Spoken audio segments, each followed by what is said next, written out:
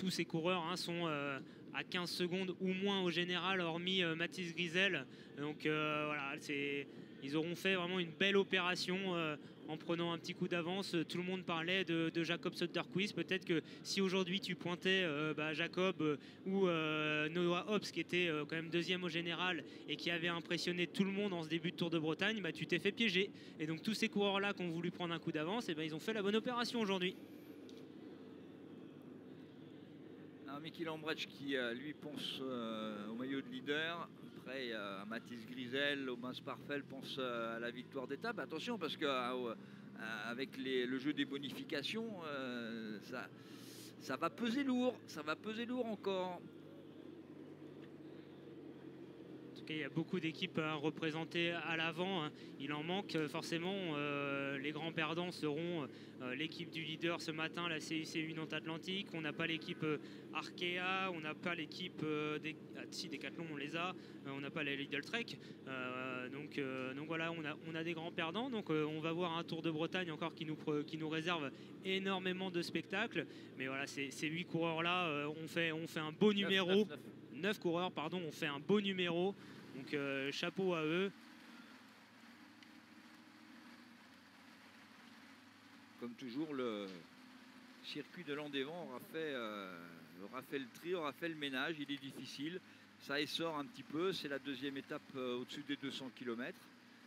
Le lendemain de 212, il faut rajouter le fictif au réel. Ça use, le soleil est là, il fait quand même 23-24 degrés, donc c'est pas complètement les premières chaleurs, mais enfin si, ça pèse un peu sur les casques. Et puis là on est dans de la stratégie, un vrai bras de fer, 4 km de l'arrivée, victoire d'étape, leader du classement général, beaucoup de possibilités. Voilà, on pense pour ces coureurs-là, on pense surtout à la victoire d'étape, et c'est la victoire d'étape grâce aux bonifications qui vous amènera au classement général. On le répète, il y a 10 secondes de bonification, 6 pour le deuxième et 4 pour le troisième. Ouais. Donc tout est possible. Alors par exemple, un Aubin Sparfel qui a le profil pour s'imposer, même si là il y a une vraie accélération. Du coureur de la Tudor, Jackson Medway. Aubin Sparfel, il est à 12 secondes de Ronan Auger, donc lui il peut pas être. C'est pas sûr qu'il soit leader du classement général. Ça peut, avec le petit jeu des bonifs.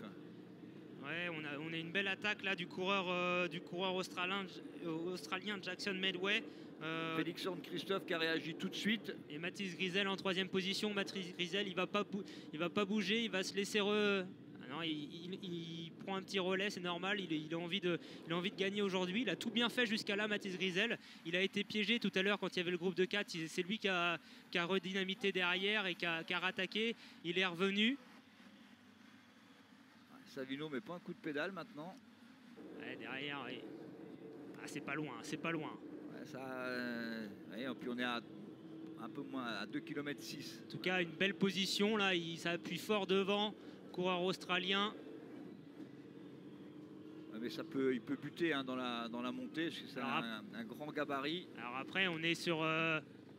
Oh là, ça va tout droit, Il loupe son virage, il avait fait le plus dur, il avait fait une belle attaque, il faisait forte impression, il a loupé son virage. Et Mathis Grisel en train de revenir, tout le monde en train de revenir. Il est quand même passé 7 fois ici. Micky Lambrecht, bah oui, mais quasiment il allait à droite. La fatigue fait que ça manque de lucidité.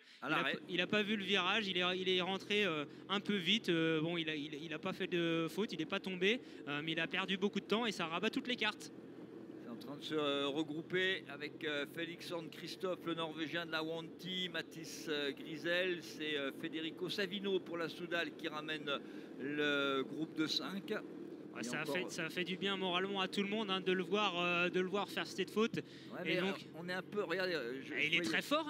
Ouais, il est costaud parce qu'il a relancé, il était à l'arrêt, il a relancé, il garde 3-4 mètres d'avance. Il y a Félix Horn Christophe qui fait beaucoup d'efforts, il va peut-être les payer. Mais derrière, alors je dis pas qu'on se regarde, mais Federico Savino demande un relais, mais il faut être bien placé au pied de la côte. Regardez Aubin Sparfel, il y pense à cette victoire d'étape. Et c'est encore Félix Horn Christophe là qui essaye de revenir sur le coureur de la Tudor, Jackson Medway. l'ancien champion d'Australie du contre-la-montre, hein, ça se voit, il a une position Mathis, là, il est quoi, posé Mathis sur le vélo. Mathis, il s'est mis en queue, il a quasiment freiné pour se mettre en queue de groupe. Mais pour l'instant, ils ne sont pas revenus. Hein, il est costaud, hein, parce que j'oserais dire que s'il n'avait pas fait cette petite erreur de trajectoire, ça aurait été compliqué d'aller le chercher, Jackson Medwell, le coureur de la Tudor. Il a 5 mètres pour le coureur de la Wanty Nippo. Ça va rentrer avec l'aspiration.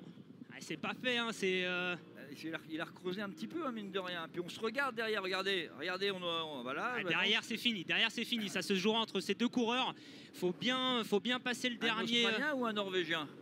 Faut bien passer le dernier rond-point. Tout à l'heure, on a vu une faute de Tim Rex, le coureur de la Visma, qui est parti à terre. C'est un peu dommage là, Aubin. Et puis Mathis, les coureurs français, parce qu'il y avait possibilité pour eux. Je pense que le coureur de la Wanty, Félix Horn Christophe, a la meilleure pointe de vitesse. Hein. Je pense qu'il a anticipé, c'est pas par hasard. Hein, l'ancien champion d'Europe espoir. Ça serait bien qu'on voit une petite... voilà. Et ça lance de très très loin. 300 mètres quasiment. 300 mètres. Et c'est le coureur de... Ouais, c'est bien le coureur de Wanty Nippo. Hein, Félix Horn Christophe qui va le plus vite. Attention parce que c'est lancé de loin. Il va prendre les 10 secondes. Oui, il va gagner victoire norvégienne ici. Il le savait qu'il était un petit peu plus fort et Speedway savait qu'il était un peu moins fort. Voilà, victoire norvégienne avec un petit signe. Il nous racontera pourquoi. Il va dire à Simon Pelot pourquoi il a nettoyé les derrière, épaules. C'est le coureur de l'Autocarn Jackson Midway deuxième. Et Mathis Grisel quatrième. Avec des regrets. Ah ouais, il a anticipé, hein, le coureur de la Tudor. Il savait qu'il était battu au sprint, qu'il n'avait pas la meilleure pointe de vitesse. Il a voulu anticiper. Il était extrêmement fort. Et Félix Horn Christophe est revenu sur lui, bien emmené. Il a lancé aux 300 mètres et un dernier gros coup de force. Nouveau leader du Tour de Bretagne, hein, parce qu'il y avait un petit peu d'avance. Il prend les 10 secondes, il avait 12 de retard. Je pense que les 2 secondes, il les a largement sur au moins le groupe de 5. Largement, je pense que Félix Horn Christophe, le coureur de la Wanty, qui s'impose ici, je vous le rappelle, qui gagne cette 4e étape, longue de 206 km, qui s'impose ici dans ce final très difficile de Landévent. Le coureur norvégien, victoire norvégienne ici sur la 4e étape du Tour de Bretagne. Et je vais regarder, tiens, je vais faire les écarts comme ça. En tout cas, gros numéro. Hein, il a 2 secondes sur Speedway.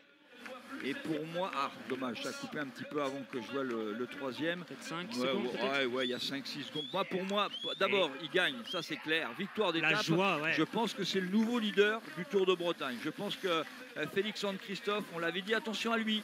Il a bien géré parce qu'il a fait l'effort pour revenir dans un premier temps. On va attendre bien sûr que les commissaires. Je pense qu'il y a un écart je pense qu'il y a un écart. Là avec Alvor Dolven, c'est son compatriote, hein, il est norvégien aussi, Alvor Dolven, dans cette équipe avec 2 coureurs belges, un coureur allemand, un coureur néerlandais. Mais grosse impression là pour le coureur norvégien. Le Tour de Bretagne, 4e jour de course et 4e leader pour le Tour de Bretagne.